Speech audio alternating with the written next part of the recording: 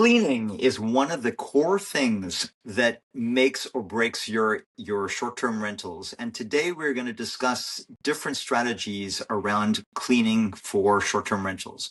Let's dive into this topic, and hopefully you'll get some tidbits that you can take back to your own businesses. Who would like to jump in first on cleaning? One of the big challenges I think a lot of people face is when you have back-to-back guests, meaning somebody's checking out in the morning, somebody's checking out in the afternoon. And basically my strategy has been, first thing is I always use the same team for a particular set of properties.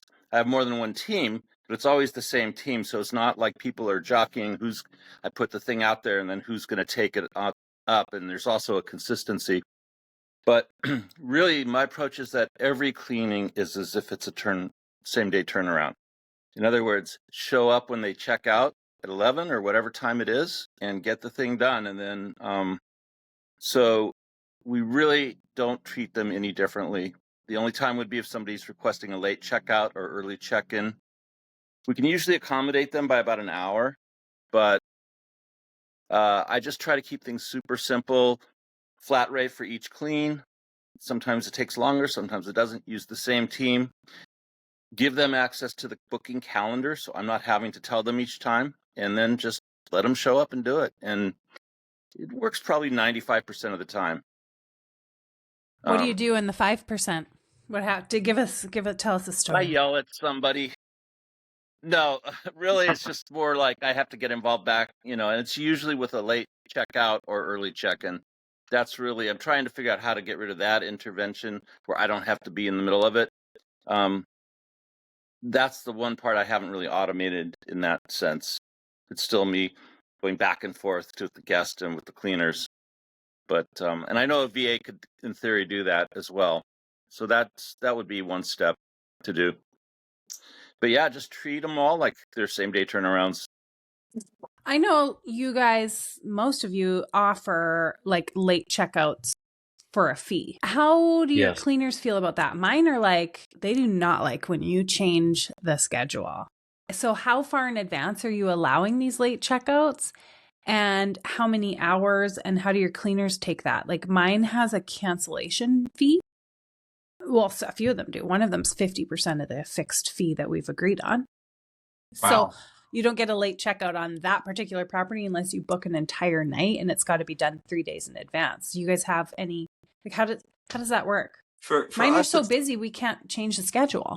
Yeah, for us it needs to be done 48 hours in advance. So we will not accept a late checkout request unless it's done 48 hours in advance, and then we get our virtual assistants contact the cleaners and coordinate with them to change the date. But yeah, it has to be done at least that amount of time. Same thing for an early check-in. Yeah, so I do free late checkout up to 12 o'clock. So the normal checkout time is 11 o'clock. And so they can take up to noon to get ready and head on out. But if it's any time past the noon time frame, then we charge them half the cost. And it already says in our check-in instructions, like, hey, if you pass this point from 12 to 3 p.m., then we'll have to charge you the half of the nightly rate from the next time. Because, Dina, like yourself, our cleaners hate it when they have to cancel on the cleaning, because they do charge us for time to even go there. So they don't charge us the full amount, but yeah, it's half of the cleaning fee, because it's just them going to the property and then having to turn around. So typically we're pretty strict on it. And the only time that it's happened a few times, but now it happened to me yesterday. With this one guest that I have to now submit resolutions for because they messed up the property. So they were there when the cleaners arrived around 12 o'clock.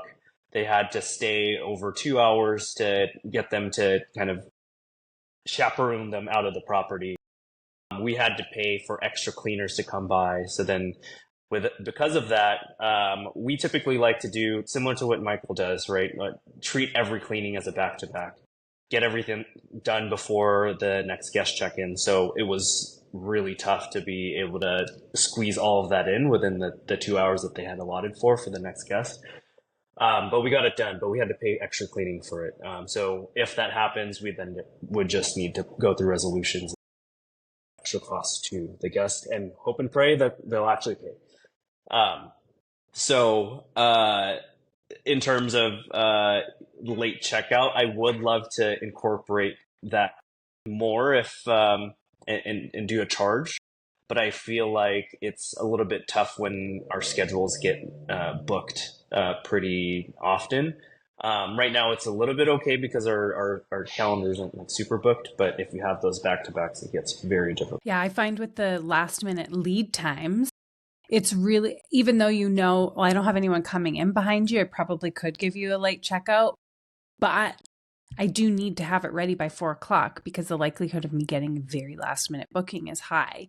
So I have a really hard time allowing late checkouts because I don't know what the place is going to look like. We have a budget of 5 hours, and if you do walk into some anomaly, it's rare, but when it happens, you're like ready to cry because you're so stressed that you want the next guest, you want to deliver what you promised. So I have a really hard time with offering late checkouts unless you book the whole next day at full price. Like I could care less. It honestly, so I tried with some of my properties this past year a 10 a.m. checkout. So then you could stay till 11 if you wanted, which doesn't screw up my system. And only one person caught it. And she was really confused because she just assumed everybody had 11 a.m. checkouts. But everyone else was great. Yeah. Feel like we're not You tried it? Yeah, I tried the 10 a.m. checkout thing there for a while, but the problem is, and this is on me, on us, I forgot to change it in the house rules and in all the different places where the checkout. So that happens. So anyways, yeah, just be aware of that. Well, and you on my side, I forget. I was like, oh yeah, right, that property is at 10 a.m. So yeah, when you change your system. But when I have been in a jam, because some of our bigger houses take a long time to clean, and it's quite incredible, especially with executive rentals now, you're like, I'm sorry, you didn't tidy up at all during your stay? This toilet is pink. The toilet is supposed to be white. So it is a little bit of a longer clean. So now my default backup, if I know my next guest is arriving at 4, and we can't get it done by 4, I just default to offering to buy them dinner. And I think I've only had to pay once. Everyone else is like, no problem. I'll just find something to do or whatever. But that's my default go-to. I'm like, I'm so sorry. We actually can't get you in right at 4. I think we're going to need an extra couple of hours. Can I buy you dinner? So people like that gesture. And that saves me the stress of being like, we got to get this. Because it still has to get, you still have to get it perfect. You can't leave anything for the next guest. So I don't know. Any other strategies you guys use for when you're in a pinch? Well, in that kind of a pinch, what I'll do, I often will tell the guests that they can leave their bags there if it's not going to be ready in time. And then, of course, I do let the cleaners know ahead of time if that's going to happen. But it's not as good as giving them dinner, but it's a half step. Yeah, well, could you imagine if it was lobster and caviar? I'd be like, oh. Well, I think in that case, it's best to just say something like, I'm happy to provide dinner. We'll give you a $200 credit or whatever the amount is that you decide on. And that way it's, if they want to have caviar and lobster, they can do that, but you're not paying for, for $1,000 dinner. So yeah, I'll just throw in some tips in general for cleaning. And most of you who are watching this probably already have these things, but for those who are new to this business, maybe some of these things are new to you. Number one, each house is unique, and put together a list, a cleaning checklist, and then the cleaning checklist can be general for all properties, and then you go into each home and customize it for that particular property, because that property may have some idiosyncrasies that are different to others. We have our virtual assistants send text reminders to the cleaners on the day of the cleaning. So yes, ahead of time, they've said, well, can you clean on XYZ dates? And the cleaner has agreed to it. But we do a follow-up step that morning where we send a text reminder to the cleaners. They do that for the inspectors as well. We have the cleaners after they clean, they send us a text message to say that the house is ready. It's been cleaned, and if there are any inventory things that need to be reordered, cleaning supplies, etc., they will let us know in that text, and that way we can order those things. So that's helpful from an inventory perspective. In some cases, we do have different set cleaning rates for the whole house versus a homeowner stay. So what I mean by that is you have a 5-bedroom house, the homeowners come up for the weekend. It's just a couple. They've just used the 1 bedroom. They've just used the kitchen and the 1 bathroom. So that will be charged at a lower rate for them compared to if the cleaners had to clean the whole house. And then my final tip to everyone is I would recommend sending positive reviews that people leave to the cleaners because it makes them feel like they are part of your organization, that cleaning is a key part. And sometimes people actually mention that the house was really clean. So they appreciate that, and it's not it makes them feel more than just a contractor, but really part of your company. I love that. I don't do that, but I saw it done on Instagram the other day, and I was like, oh, that's actually pretty smart. So the property management team tagged the cleaning company in it, and I was like, that's so awesome because it's also a promotional piece for them. I was like, oh, that's a really good idea. I may implement it if I find time. Cleaners love it, actually, the few times that I've done it. Yes. Yeah. Yeah, who doesn't like public recognition? Right. And it's really not that much more effort. I mean, if you have a virtual assistant, we have our VAs every week. They take the reviews, they capture it in a really nice format in Canva that we've put together, and they send those reviews to the homeowners. So it's not too much of an extra effort to then forward those same reviews to the cleaners. Awesome. Yeah. Awesome. Any last thoughts on cleaning? I mean, this is going to make or break your business. Or if you're if you are well tuned into short-term rentals, you know this already. Cleaning is a central part of success, and so it needs to be done right every time. And if there's any other thoughts that you guys have on cleaning. Well, okay. So there's a lot of people who have different strategies, right? Kat uses one particular team, which I believe is like 2 people. And I've done that in the past. I really do love working with like the individual because I know that they're getting their full rate versus working with a company who take like 50% of the hourly you're paying out. But now I much prefer working with smaller teams, but teams, because I have never had to deal with anyone calling in sick because now that headache is the cleaning company owner's headache. So, and now I have multiple teams too. There's no exclusivity because cleaning is so important. I don't want to be like, I don't know the phrase to use, but I don't want to be bent over someone's knee for cleaning. So what do you guys do? What are your team sizes? How many teams? How do you do that? Michael, you said you had multiples, right? I do, but they're dedicated to different properties. So I am vulnerable a little bit that way, but they have more than one cleaner on their teams. So if somebody's not available, it's their issue. And so I sort of do that. But I still am vulnerable in the sense that if my guy says, oh, I'm leaving the business, then I'm like, oh man, panic time.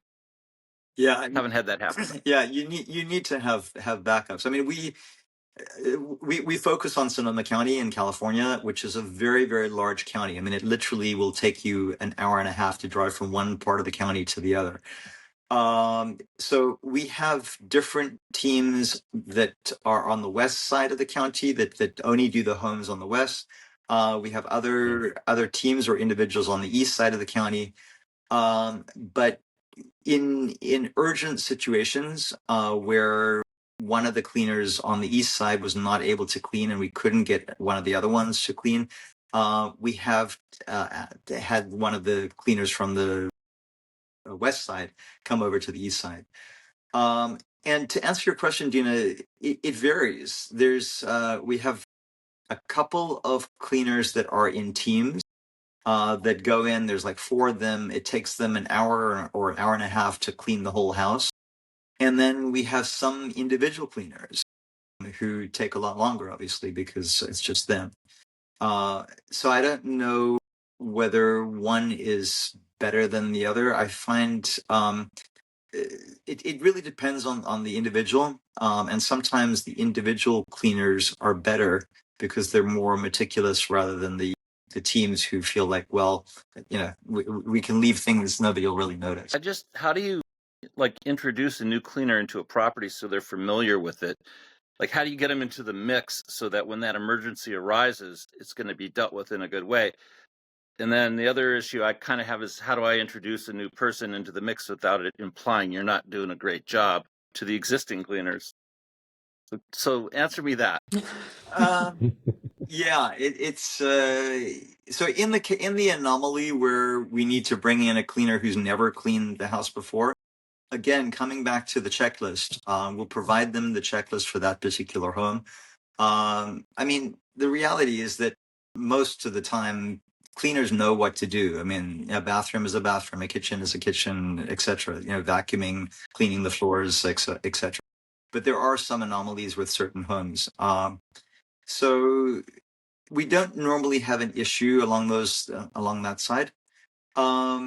We will, from time to time, schedule a backup cleaner to clean a house every so often, just so that they're in the mix, if you will. And if we need to use them, it's not like once a year. It's like, well, they've cleaned this house in the last 2 months, and so it's something that they're familiar with.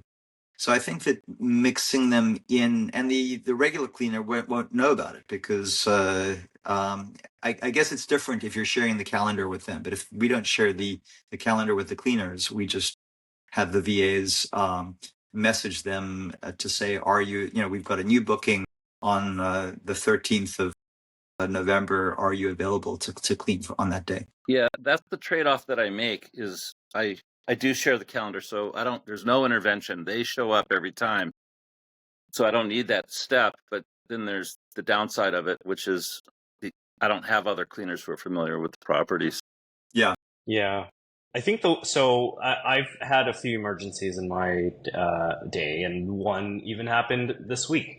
So we had to get a backup cleaner to clean the property. And it's one of those things where you kind of just have to let go and let God, if you will, for the moment, because then at that point you're kind of stuck with no one to clean the property. As Laurence said, like it's a pretty standard thing to be able to just clean the home, and I think that's the main thing that you want the guest to come in and notice that, okay, well, at least it's clean. Maybe it might not be to the point where we typically are putting the linens or even the towels in a certain way. Just as long as it's clean, then you can, be extra communicative to the guests and say, hey, this might not be in its place if you want to. I mean, it really depends on like how you feel about communicating it to the guests. But if you feel that the clean might not be there, you could let them know so they're not, caught off guard and like, hey, you missed this in the bathroom. Like, we need a refund now, or we want the cleaning fee back. Yeah, that leads me to another default that I always have in the back of my head. Okay, we can always offer a free complimentary mid-stay clean or something just to get it, back to perfect. If we didn't get the baseboards behind the toilet or something, I don't know. I always hold that one in my head. I haven't had to use it yet. But that's something that calms me down. Because how many of us have had to run in and scrub a toilet? Like, I know I have more times than one. Yep. Laurence, luckily you're not close to your properties. No. But I'm like, I'm coming to help. I'll be right there.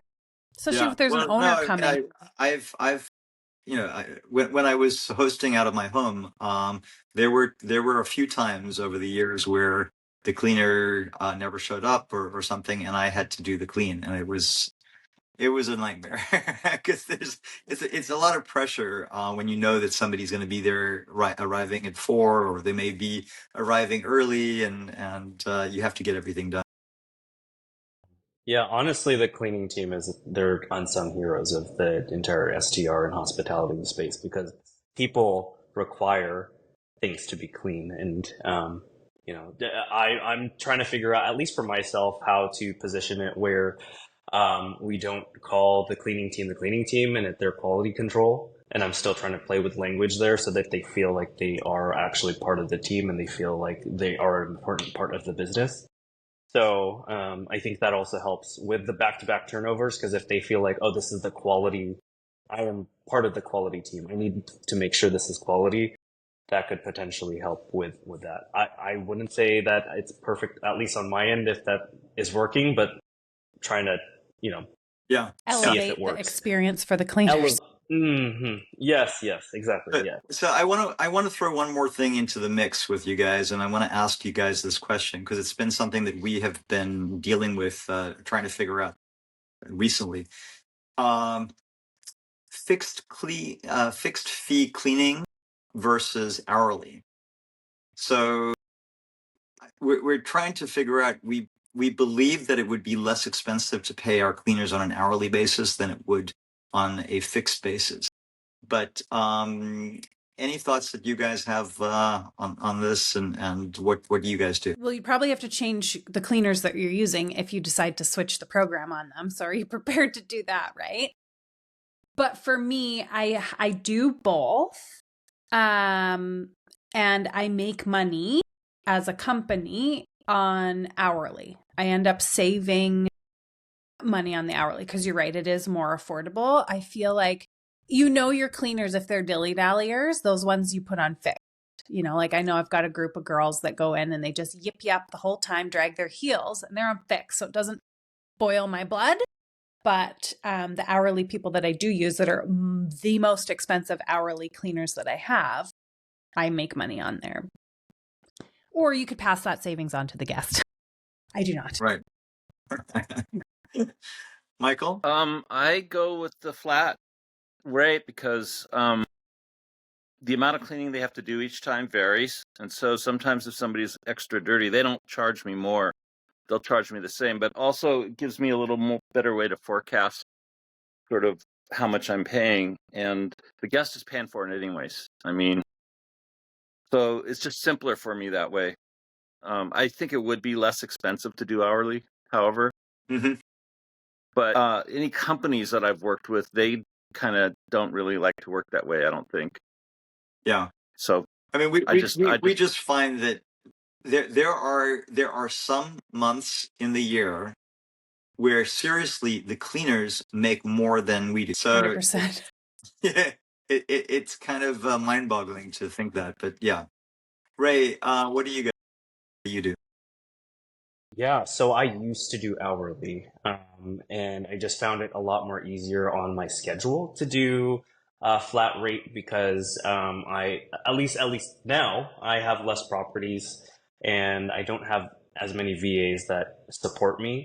So I would prefer to pay someone a flat rate and they deal with any of the scheduling and all of that and any backups. So typically, if I were to do hourly, then I would be their boss. I would have to make sure everything is in line with what my standards are for the cleaning, and manage that one person versus having to pay a flat rate for the cleaning company. I mean, there's cleaning companies that charge hourly rate as well. And then they handle all of that, but I feel that it's easier for us to work out a flat rate, because there are different, cleaning types. Is it going to be a quick one, short clean, or a very long, deep clean, right? So just need to account for that. I just want it to, at least for myself, make it easier for my time and effort and use that towards something else versus, me having to manage the cleaning team. Yep, makes sense. I guess whatever you're comfortable with, right? Sometimes that fixed rate is a security blanket. I've budgeted for this. This is how much is going out the door. That feels better. Whereas with my hourly people, I do take a risk that I could be taking a hit. It's a security weighted blanket. It feels like a hug a little bit. Makes sense. Super. Well, I think that's a good wrap for cleaning. If you watching this have any specific questions for us, please feel free to reach out. We're always happy to answer those questions. If you know someone who this would benefit, please also share the podcast with them. And we are here every week on a Tuesday morning, Pacific time. And we look forward to seeing you guys next week with a different topic. Thank you again for joining us, and bye-bye for now.